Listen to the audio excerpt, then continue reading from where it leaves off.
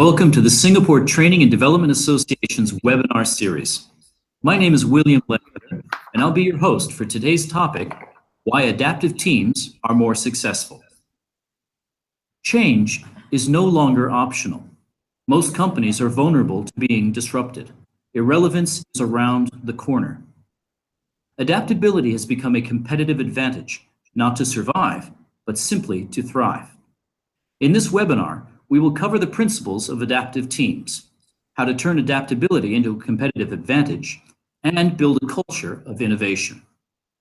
You will learn why organizations must adapt to thrive, not just survive, how adaptive teams are more engaged, accountable, agile, and more successful, about the adaptive teams framework, mindsets, and behaviors required, about the new ground rules to encourage a culture of experimentation, and about practical steps to promote adaptability by increasing your team awareness, self-awareness, creativity, and resilience.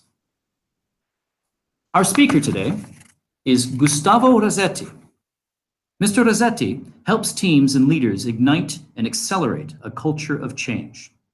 He is the CEO and founder of Liberationist, a change leadership consultancy, and author of the books Stretch for Change and Stretch Your Mind.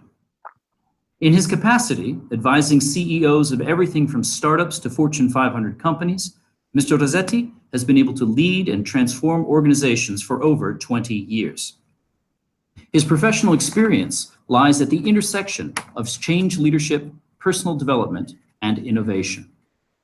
He has consulted companies in almost every business category, including Verizon, P&G, 20th Century Fox, Coca-Cola, General Motors, Allstate, and the Mexico Tourism Board, among others. Gustavo was previously Executive Vice President at Leo Burnett Chicago. Prior to that, he worked as CEO of Euro RSCG in New York, Argentina, and Puerto Rico. He has authored hundreds of articles on innovation, change leadership, and self-improvement. He has also participated in the by invitation only Innovation Leadership Program at Stanford University. Gustavo has participated in hundreds of conferences as keynote speaker, as well as facilitating workshops in the US, Europe, Latin America, and the Middle East. He now lives in Chicago, where he is married with 2 sons. After today's presentation, you may offer questions or comments to Mr. Razzetti simply by using the chat box offered in YouTube Live. And now, Gustavo, the floor is yours. Okay. So thank you and welcome everyone. I'm going to start sharing the screen. So welcome again to the Adaptive Teams webinar. We really make an introduction, but one thing that's important, I like to define myself as a change instigator. That's why we help ignite the fire of change within organizations. You already mentioned the books. There's a link in that slide that you can use if you want to subscribe to our newsletter. We're posting like 2 or 3 articles every week, but also there's a couple of books that are free for you to download if you want to get deeper into the subject that we're going to be covering today. One of the things that we do as an organization is we believe that everyone is a change agent, regardless of your title, your position. Everyone has that change gene inside, and that's basically what we do through different workshops, offsite and consultant. We help organizations liberate the change gene within everyone. So getting into today's topic, today's webinar, there are 5 key things that I want to cover today. The first thing is we talk a lot about adaptability, right? We live in a changing world, rapidly changing world, and the ability that a company or our organization has to adapt is a critical competitive advantage. We're going to talk also how adaptive teams perform better than others, precisely for that, and how organizations can build and develop a culture of change. I'm going to present the adaptive teams framework. So not only like why adaptability is important, but how you can make it happen within your company. And then I'm going to be providing and sharing some actionable steps for you to nurture adaptive teams. We hear a lot about change, right? Everyone's talking about change, digital transformation. Change is one of the most important priorities for every CEO across the world. As Gary Hamel likes to say, yesterday's success has never mattered less. Today's success has never been more fragile. And tomorrow has never been more uncertain. So my purpose is not to frighten you or make you paranoid about the change, but basically we need to understand that we live in a reality that things are out of our control. So how we adapt, how we react to that is really critical for us to succeed. As I like to say, adaptability is the new competitive advantage. So if life's going to throw you waves, regardless of the size, regardless of how they look, you better learn to surf. If you want to thrive in change, you need to adapt. You need to adapt to this ever-changing environment in order for you to be successful today and tomorrow. Unfortunately, many organizations resist change, and not only from a senior leadership, but also a lot of people, they feel afraid of change, they fear, they don't like to adapt to what they don't know. But as General Eric Shishensky said, if you don't like change, you're going to like irrelevance even less. So change is no longer an option. If you don't adapt, you might lose your job, you might lose your business position, you might be disrupted by another organization. So organizations understand that because change is not an option, that they need to adapt. The problem is, are you adapting to win, or are you simply adapting to survive? This simple question could really impact the outcome of your business strategy. So the organizations that adapt to survive tend to have a more reactive approach. They're still externally driven. Basically, they're looking at their competitors, what's happening outside, and let's say someone launches a new product, a new promotion, and they react. So they copy or they adjust their behavior depending on what the competitors are doing. That's where their focus is on others. They change their behaviors, but the way they think, their mentality, their mindset sticks the same. On their hand, the organizations that decide to adapt to thrive have a more proactive mentality. They're internally driven. So basically, they're always training their teams and people and employees to always look for new opportunities. They focus on the context. So they adapt to reality, not to what other companies are doing. And they embrace a new mindset, not just new behaviors. One thing that's important, why we need to think about our teams, the way organizations work, it's basically the way work is developed, it's around teams. So we live in an era that collaboration, it's more important than ever. However, research shows us that most CEOs don't believe that their teams are playing at their full potential. This is actually even worse when it comes to larger organizations. No? So as you can see on this slide, mid-size and large-size organizations believe that their teams are not doing as well as they should. We're talking about 65% with among mid-size companies and 61% among large organizations. So there's a huge gap, and this is something that we want to address with this adaptive model. How can we help your teams play to their full potential? We're talking about adaptive teams. So basically, what do we mean by that? What's the, for lack of a better term, the definition? So adaptive teams are the ones that thrive in change. They accept, understand, and adapt to unexpected. As I mentioned earlier, change has never happened as fast as it's happening today, and it will never happen this slow. So the only thing that we can be sure is that change is going to be accelerating more and more. So the ability of your team to understand reality, accept it, and adapt, it's critical. So when it comes to this adaptation process, there are three things that happen, right? As you can see on the chart on this screen.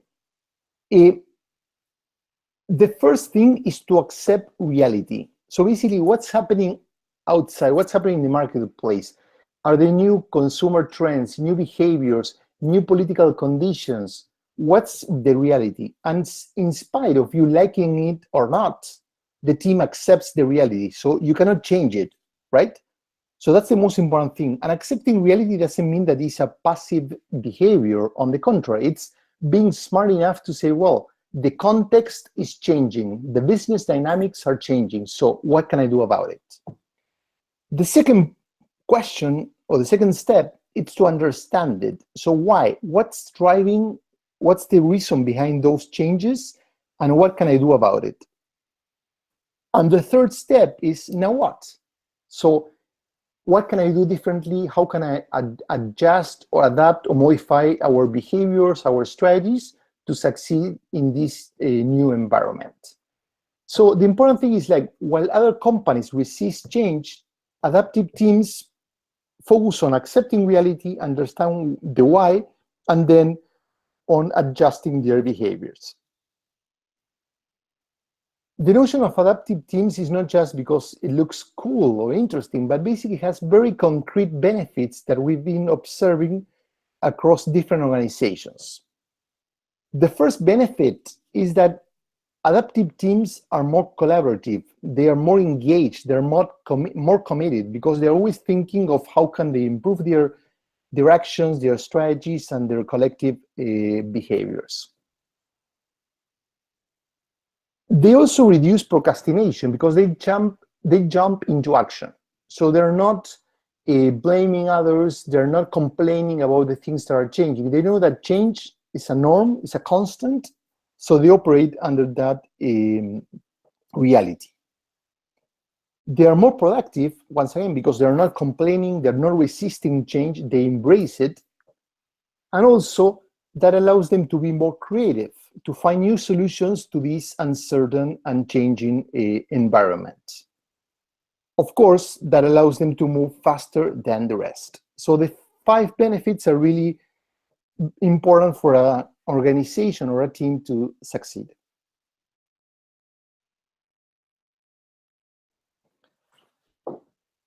I like to use this analogy that adaptive teams are like jazz bands. They play like a jazz band rather than an orchestra. And I'm going to expand and go deeper into this concept.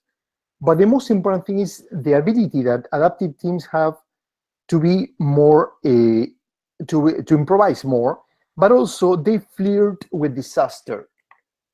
What I mean with this is you need to be ready to take more risks, to challenge your notions. Instead of focus on what are the best practices, is to be able to learn new things, test new things, and challenge your own rules.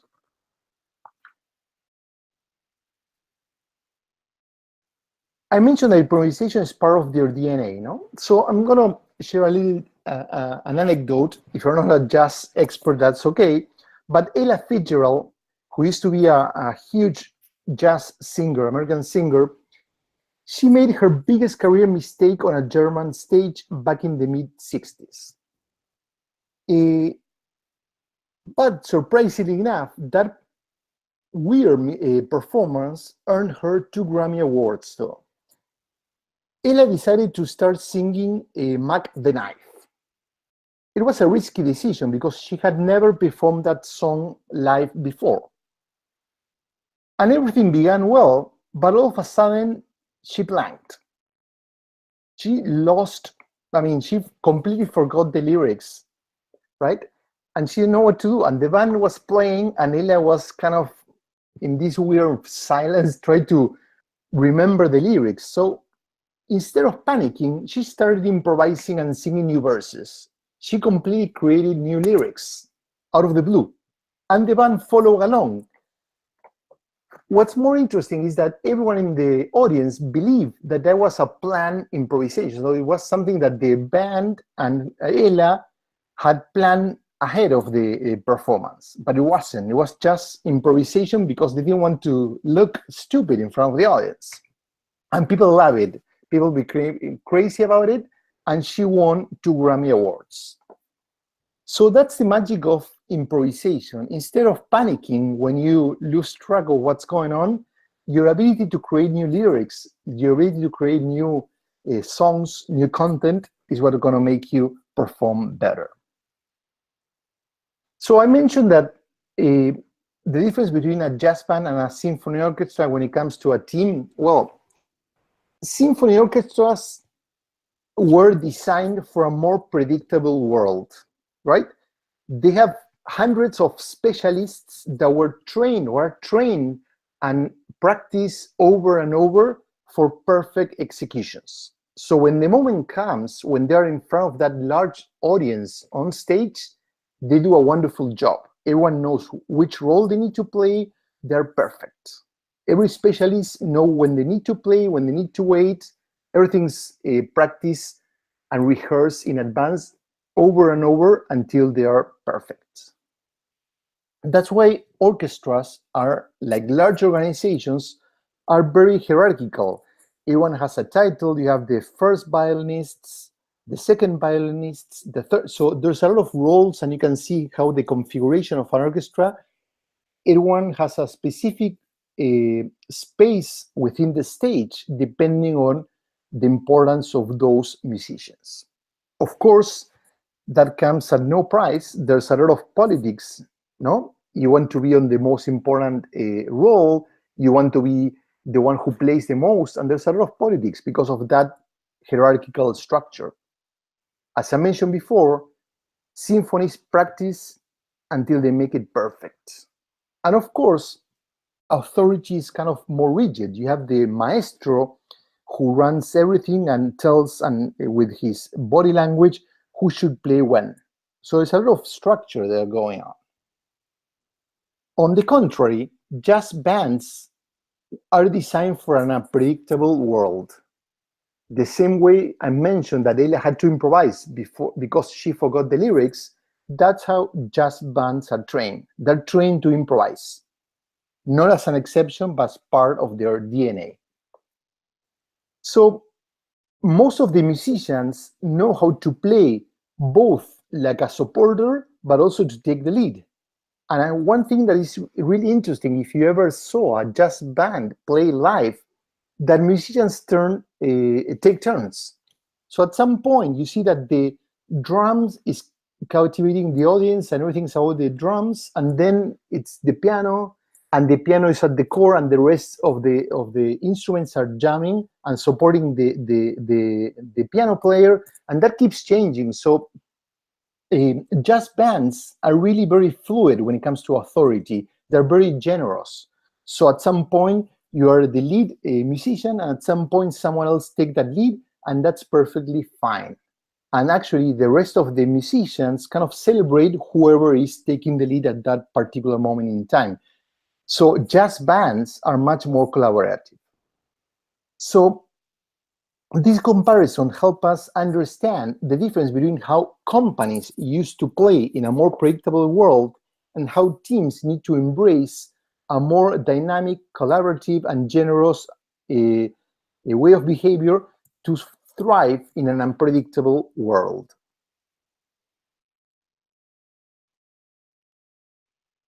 So the mindset is everything. As Thelonious Monk, a famous jazz musician, said, the piano ain't got no wrong notes. Basically, nothing that you do is wrong. So how you play with it, what you build from it, that's how you make it into an amazing performance. So how can teams play like a jazz band? What can we learn from them? First, how can we share authority? This is something that's really hard for most leaders because leaders believe that because they got into a certain position that they own authority, that they own that power to make decisions. But in order to thrive in a more dynamic world, you need to share decision making. your team needs to be more agile. So control needs to be shared among different team members. A perfect example of this is the shoe retailer, online retailer Zappos, that is currently owned by Amazon. So Zappos provides their customers support people full responsibility to make decisions. So if someone is talking to a client and the client has an issue, me as a customer representative has full authority to make whatever decision is needed to make sure that we keep our clients happy. I don't need to talk to my supervisor and my supervisor boss and so on and so forth. Imagine, for example, that bride is getting married and her shoes didn't arrive on time. So as the customer representative, I'm allowed to do whatever it takes to make sure that she gets her shoes on time, because you don't want to have a bride getting married barefooted, right? Unless it's on the beach. Well, in a regular company, I will have to ask permission to my boss and so on and so forth. Zappos allows people to make whatever decision necessarily at whatever cost to deliver the shoes on time. That's a huge change in how many business operates. Also, how to adapt to reality. Improvisation is the ability to create something at the moment, to play in the moment. A couple of months ago, United Airlines tried to change their bonus scheme, and it was a complete flaw because the employees were really upset. So the company had to react, and of course they went back and back to how things used to be, but that wasn't a huge price in terms of public relationship, in terms of hurting their relationship and reputation with most of their employees. So that's because, like most traditional companies operate, is they change things abruptly. So improvisation is about like making small changes at a small scale, see what happens before you roll it out to the whole organization. That could have saved United Airlines a lot of headaches, for sure. Vulnerability is also a huge strength and very powerful behavior when it comes to performing like a jazz band. So you need to have the courage to expose yourself, to make mistakes and be good with it. To embrace that you're human rather than expect to be flawless. And also learn from your mistakes. Adapting to an everyday experimental mindset requires also to perform and experiment at the same time.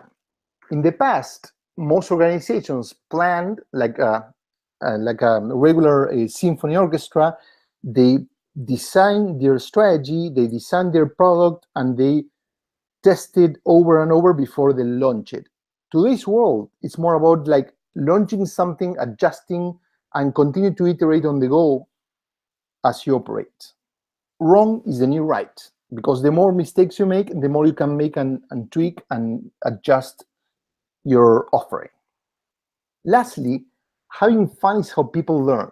When we were kids, we made mistakes. You know, remember the first time you rode a bike, probably you hurt yourself hundreds of times until you got it right. Well, when it comes to the corporate world, people expect you to be perfect, but there's no way that you can learn to do something new for the first time without making mistakes. So companies need to foster this fun mentality to help people make mistakes as a way to learn to drive new tools, right?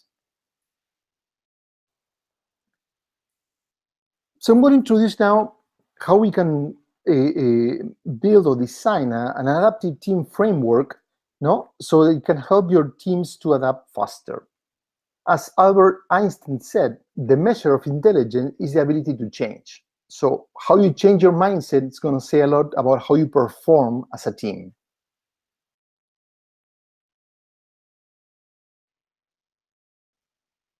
So first of all, we need to discuss, when we talk about adaptability, what do we mean by that? It's not just the ability to react to reality, But actually, adaptability requires 3 skills that you need to nurture and develop among your team.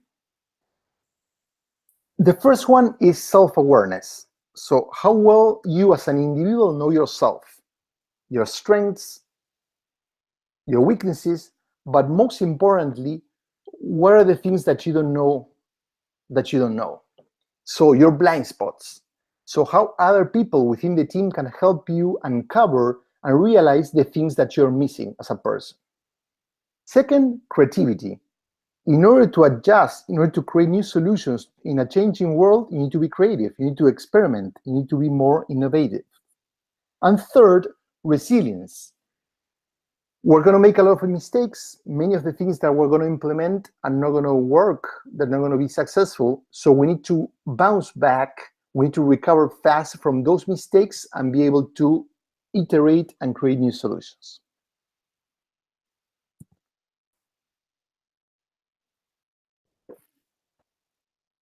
So I'm going to get in deeper into this chart, but basically the shift that we're seeing and the adaptive teams model requires a mindset shift to move from a predictable to an unpredictable world. Basically, instead of operating under this control-driven mentality that most large corporations are used to, we need to shift into more of an adaptability-driven behavior and mindset. To shift from a culture of fear, where people are afraid of speaking up and sharing their ideas, to one that promotes psychological safety. To move from a perfectionist mindset to one that's more experimental. From cultural fit to cultural fitness, and to knowledge as something that's really valuable, to developing a learning mind. It's more important to learn new things than what you used to know in the past. And I'm going to go deeper into that in a second. So starting by psychological safety, which is the first component. So most companies want to understand what's the formula behind successful teams, right? So what makes or break a team? Google started this project that they called internally Aristotle. So they started with this question: how can we build the perfect team? And if you know anything about Google, you know that they're data-driven, that they're very obsessive, and they spend a lot of money and time trying to find the right solution to everything. So they spent a couple of years trying to understand and address this question. And the first hypothesis that they built was, okay, probably if I bring everyone, my best talent together, I'm going to create this perfect team. But as you guys might know, especially when it comes to sports or other activities, sometimes having the best people in the same room is not a good solution. There's a lot of egos. If they don't know how to play together, they're not going to perform as the best team. So they kept digging into research and also analyzing their best teams. And they say, well, maybe it's a matter of mixing the right personalities, having different personality types with different skills and backgrounds, and that's going to help us build that perfect team. Of course, that helped, but wasn't necessarily the answer. So is it about gender or ethnicity? Is it about having teams that operate under a consensus versus disagreement? And they kept hitting a wall. Until at some point, they found that the answer was much simpler. So they got into this concept that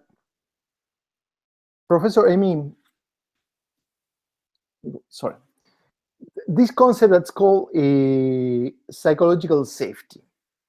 It's similar to trust, and I'm going to explain in a second what are the differences, but basically it's the notion that you, as a team or as a team member, you're going to take risks, you're going to jump, and you want to make sure that the team is going to be there for you. The team is going to support you. So basically, psychological safety is what makes or break a great or successful team. It's the belief that your culture or team are safe enough for you to take personal risks. So if you want to speak up, if you want to share your opinions, your ideas, thoughts, whatever, you're not going to be criticized, ridiculed, or attacked by your team. Or actually, you're not going to get fired, which is one of the fears that most people have at the different organizations. As I mentioned earlier, psychological safety is similar to trust, but it's not exactly the same.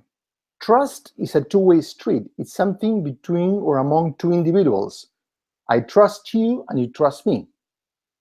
Psychological safety is something that the team provides that everyone as an individual benefits from it.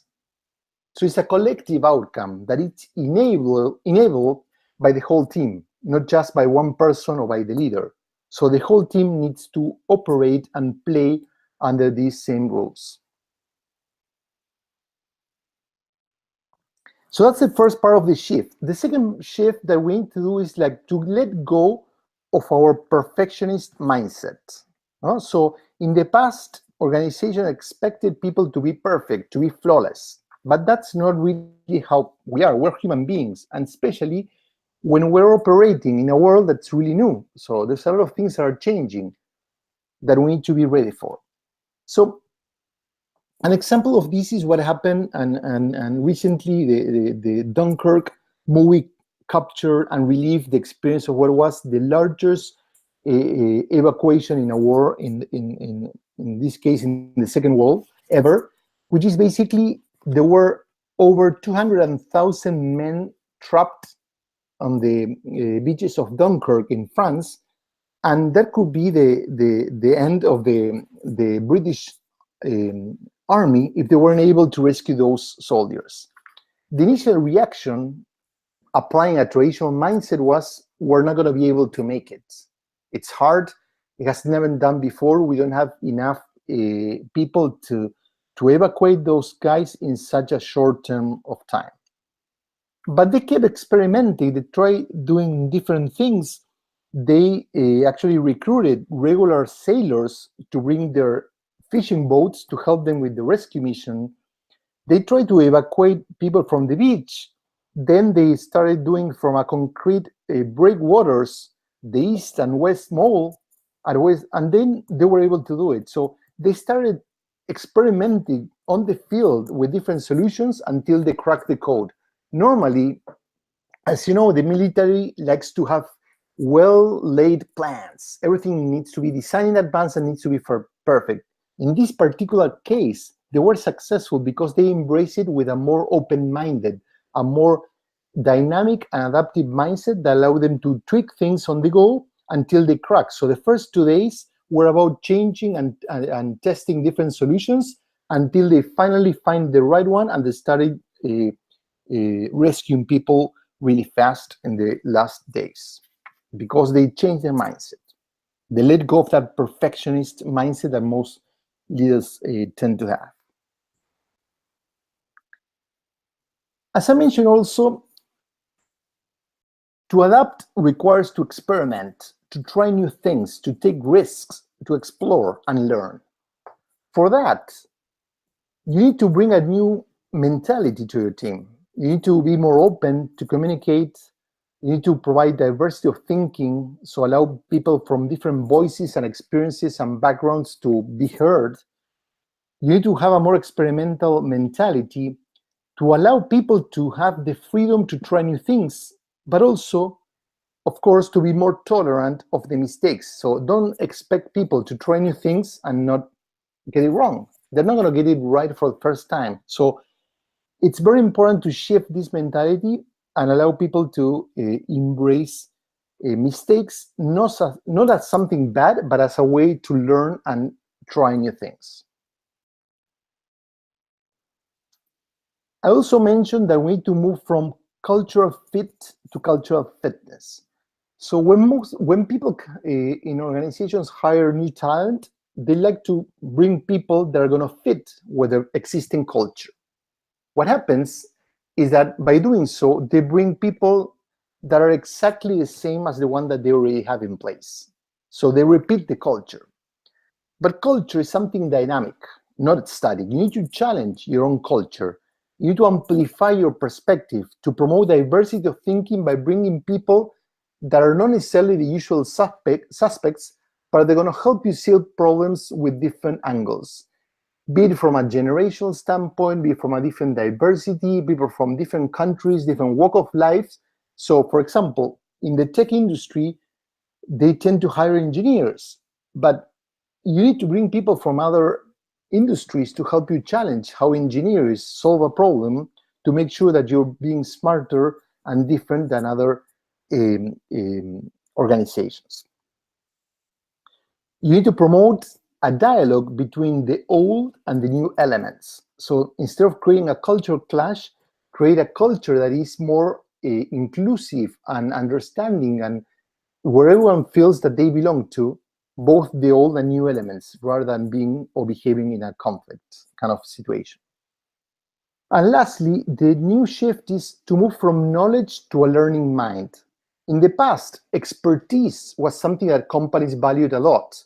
People that have been in the company for many years and know how things work around the organization.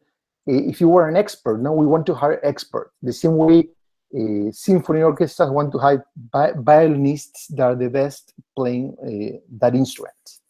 Today, because things change so fast, we need people that are able to learn new things, new skills, new softwares, new tools to help us thrive in a new scenario. What you know can get in your way.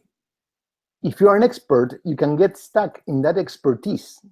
So there's a saying that in today's world, when someone finishes their engineering degree, most of the things that they learn, they're already obsolete.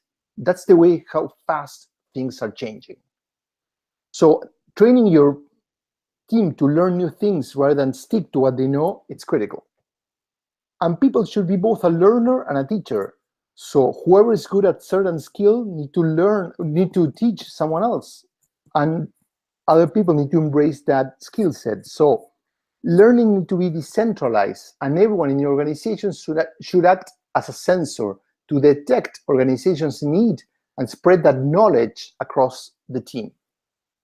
That's why you need to reward curiosity rather than having the right answers. The people that ask the right questions are more valuable than those who have the knowledge. Knowledge changes, but the ability to challenge status quo, the ability to be curious and ask the right question, that's a really valuable asset. So we talk about the shift. So how does these adaptive teams design, lead, and viralize change within your company? How can they do that? There's a journey that starts from developing self-awareness, building team awareness, and thirdly, developing this culture of change.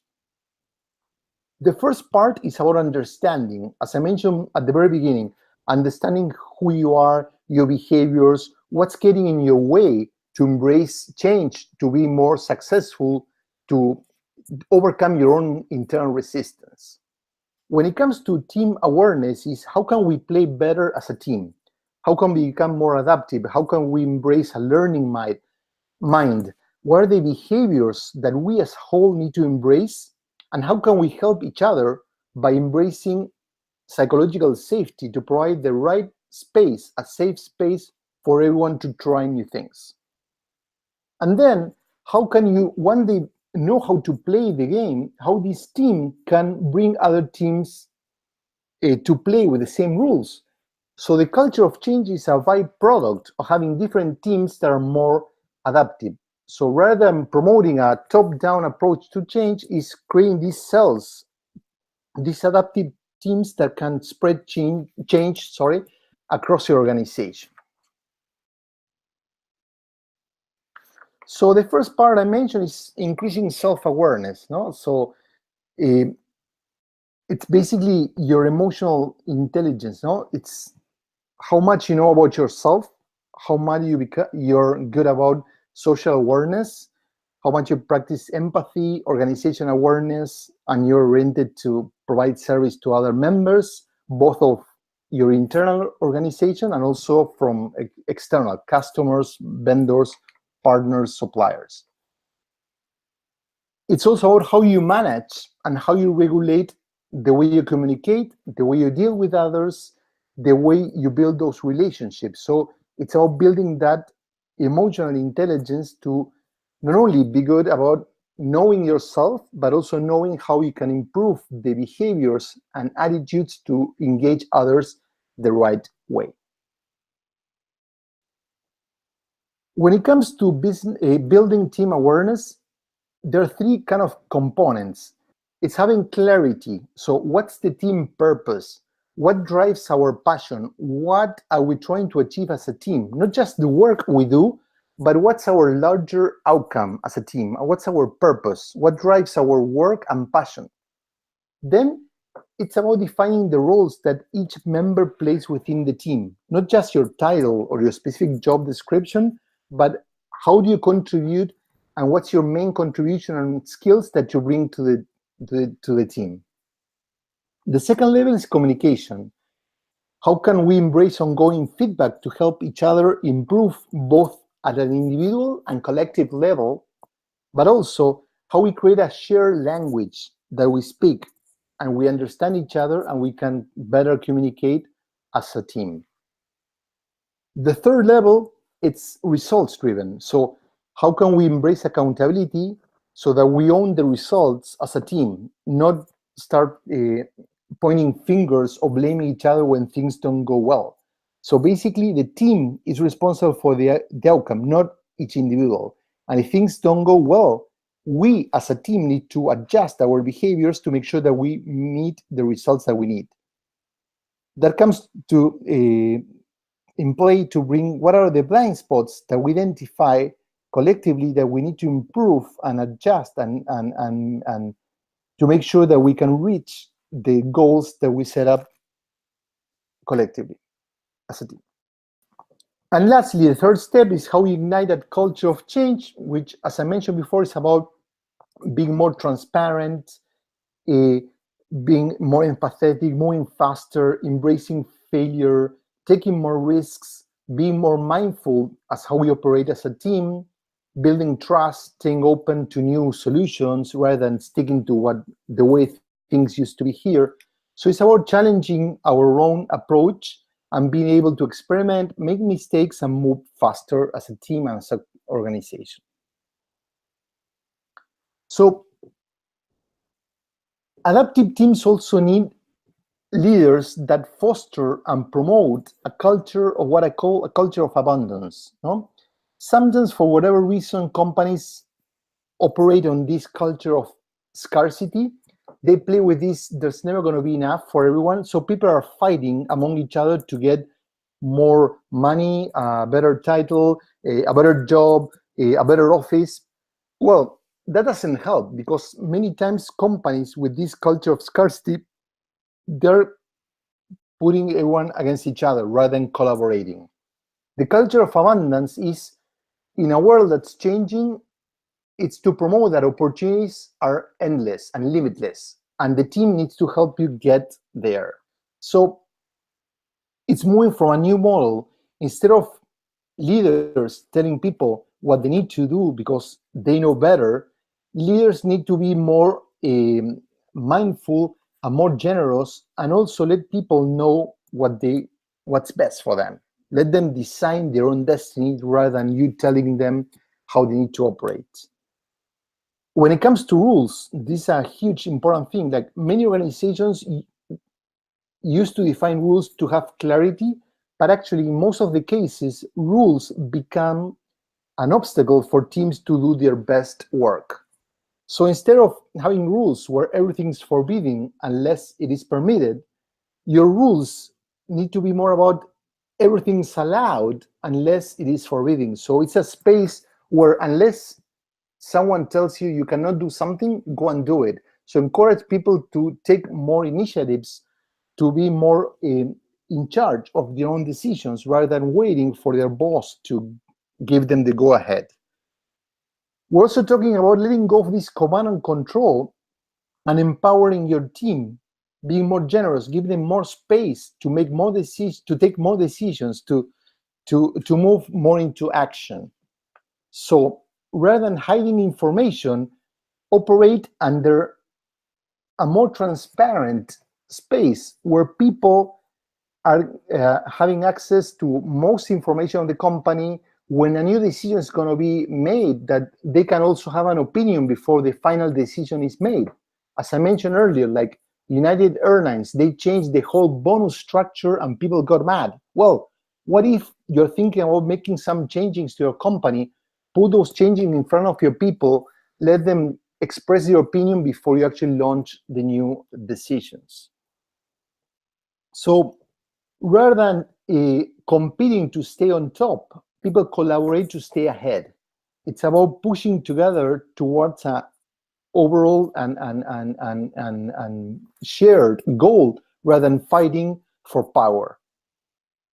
And when it comes to title, don't use titles to promote a power-driven structure, but actually to drive clarity. People don't care about the titles. People want to work in a company where they can do meaningful work, where they can do stuff that really are going to make them feel great at the end of the day, and something they can share with their family and friends. So how can your organization promote this culture of abundance for people to really feel proud to work there rather than to be controlled and limited by how the company and its rules operates? So change, as I mentioned earlier, happens from within. If you want your team to be more adaptive, you need to let them be in charge of their own change. So this is very hard for many leaders, and we coach a lot of companies to especially the leaders, to let go of this need to control. Solutions don't need to be top down. It's more a bottom. It's neither a bottom up. It needs to happen from the core. So the teams, the ones that are closer to the customer, the ones that are closer to the problems, are better suited to solve the problems. Adaptive teams behave differently. So you need to let them, not every team within your organization needs to operate the same. Let their teams are like families. Let each of them have their own personality. Let them have their own space to grow, to try new things. And then you can cross-fertilize what's working with the team with the other and see if they can share learnings and best practices. Don't try to cookie cutter each team, because that's not working. Let them be who they are and give them more flexibility to try new behaviors. Adaptive teams encourage self-awareness. So for example, there's this practice called meeting check-in rounds. So before any meeting gets started, you let people share what's got their attention, what are the problems that are troubling them. So let them let go of the issues before they focus on the meeting. This is a mindful technique that helps people okay, I'm worried about what's happening with the company. I worry because I fought with my wife, whatever. Let them get the things that are worrying them out of their head, so then they can focus on doing the work. So sometimes we forget that we're dealing with people and we don't give them that space for bringing awareness to their problems. Also, safe to try decisions. So as Richard Branson said, I mean, in business, if you make a decision and it's wrong, then you can adjust it. So allow your team to make small decisions that are safe to try. Give them more space to take risks. And if things don't go well, they're going to adjust the course. Don't try to find the perfect solution. It's better to implement little changes, see what happens, and then they can adjust on the go.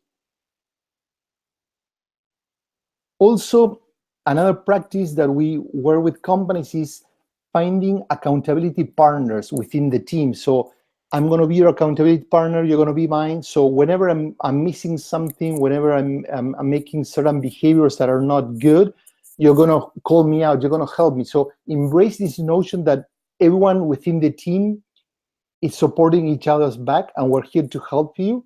So as you can see on the slides, there are some links for articles I've written that has a lot of content on how to bring those practices to your company. So the accountability partner or safe to try decisions that are really small but very effective behaviors to start bringing this notion of adaptability to your teams, right? So getting close to the end before we jump into the Q&A, how can we put these principles into practice? So spread the adaptive principles, assess where you are today, what's the challenge and what you need to fix, where you want to go both in the short and long term. Promote a culture of abundance, as I explained before. Identify the key tensions and prioritize in the ones that you want to focus on. Develop a culture of psychological safety. Make sure that the team has the right conditions, the safe conditions to express their tensions and operate under those. And they're free and safe to speak up and to share their opinions, their dissent, and their ideas without the fear of being judged or criticized. Be ready to explore and experiment. It's not going to be easy. You're going to make a lot of mistakes, but that's fine. At least you're going to be learning versus other companies that are going to stick to who they are. And be ready to test new behaviors as the one that I shared before, like safe to try decisions, bring mindfulness to the meetings for people to express what worries them in a more open fashion. So with that, we can jump into the questions. Thank you so much, Gustavo. That was really, really interesting. I was taking some notes, and my colleagues will be laughing in the background as I say this, because every time I thought of a clever question to ask you, you then within seconds were answering it in the course of your presentation, and so it's really quite interesting. I was especially excited to see your use of metaphor and storytelling as far as the symphony orchestra versus the jazz orchestra or jazz band metaphor. So thank you so much for that.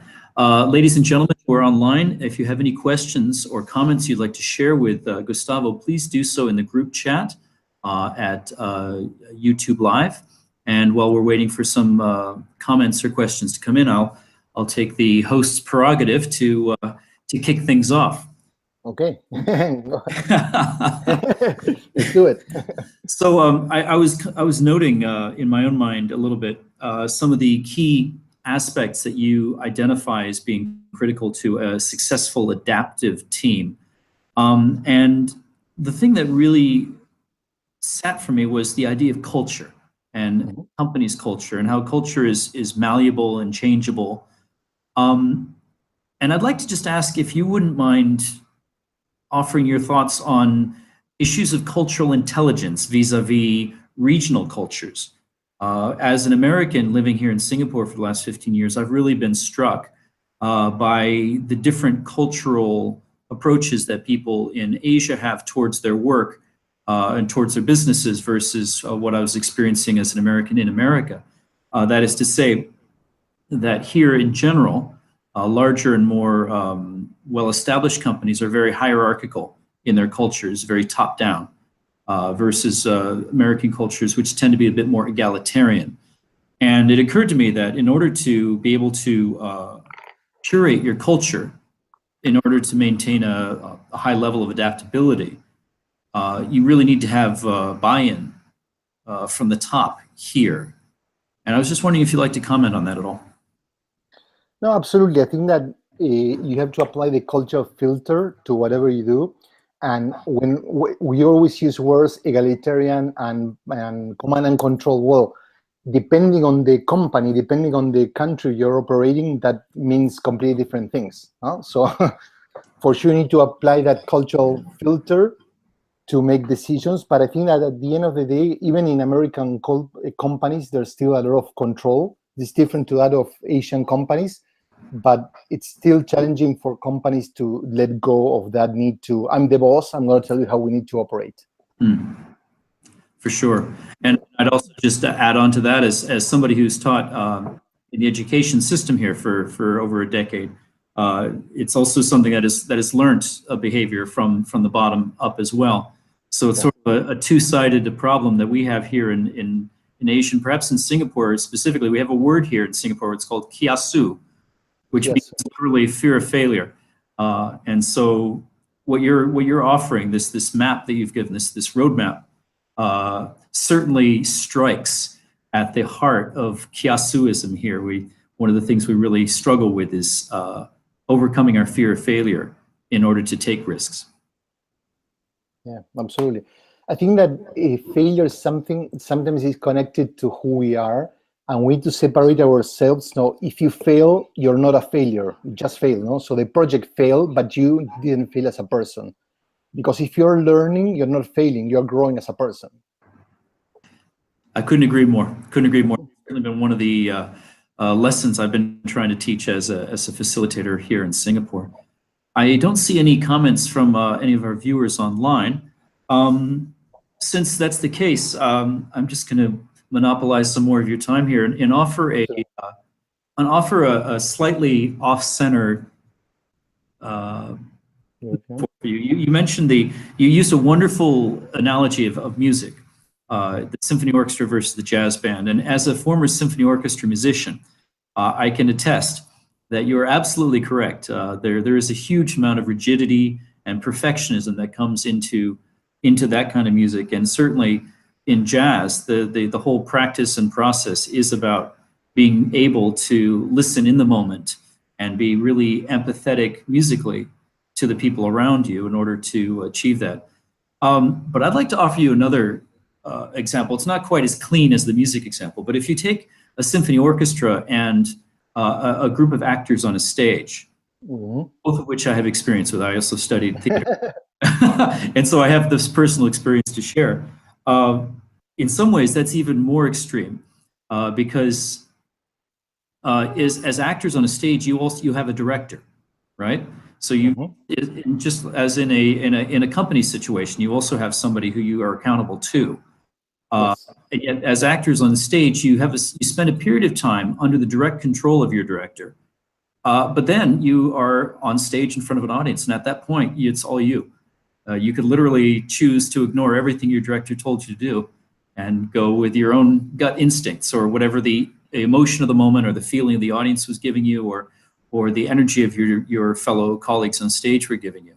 And so in some ways, I see that as being an even more extreme counterpoint to the symphony orchestra example. No, yeah, it's a fantastic example. I haven't thought about it. I use sometimes improv comedians as an example of adaptability too. So depending on some actors, if you're shooting a movie, the actors rehearse and rehearse because they have a clear script in most of the cases. While improv comedians, they just do whatever they want. No? So that's another analogy. One thing that I was thinking about your previous comment about the cultural lens, I think that's something I missed to mention is that we also need to apply an industry lens. So if you're working in a heavily regulated industry like pharmaceutical or tobacco, whatever, you cannot just embrace full adaptability. You cannot, let's launch a new drug and see what happens. So I think that we also need to provide the context within which we operate. Of course, there's certain areas within the company, in a pharmaceutical or healthcare company, that you can become more adaptive. But for sure, when it comes to compliance and certain processes, you still need to behave more like a orchestra, a symphony orchestra. Precisely, so that's why I also try to tell people it's not that one model is bad. I like both classical music and jazz personally, so it's not that I have a preference. But I think that we're shifting toward more of an improvisation, but we also need to make sure that certain parts of the company operate with process and practice and perfection. So yeah, that's the hard part. Yeah, it is. And I guess also it's also a part of it's an HR exercise as well, in the sense that you want to be encouraging people who match that cultural framework, at least the culture that you're striving for, that you aspire for. You want those kinds of people in your company. So the person who is, as you were saying, perhaps going to a tobacco company or an energy company versus people who are going to a design company or an interior decorating company. Those are people with different cultural aspirations, and depending on how symphony orchestra, to take your phrase, you need to be, you also want to make sure that the people you're bringing on board are feeling that sense of growth, that sense of purpose. When they join those teams, the adaptability of the level that you're looking for in that company. So it's an interesting kind of mix of striving for pushing, but also recognizing where you need to have your stairs laid out so that you're not slipping. Yeah, that's why I mentioned when we talk about cultural fitness, it's not one or the other. It's keeping the old and the new and the orchestra and the jazz playing together. No? So and depending on the moment, someone's going to take the stage. Exactly. But ultimately, it's a performance in both cases. Gustavo, thank you so much. Indeed. I'd like to just mention to our audience, once again, the website that you mentioned earlier is liberationist.org/subscribe. If you'd like to learn more about the work that Gustavo has done or be able to access copies of his literature. Thank you so much, Gustavo, for sharing with us. This has been a real education. And thank you also for staying up quite late. I know it's late in the evening now there in Chicago. So I hope you'll enjoy the remains of your evening. But thank you so much. My pleasure. Thank you. And thank you for everyone for staying here, and have a good day. Bye-bye.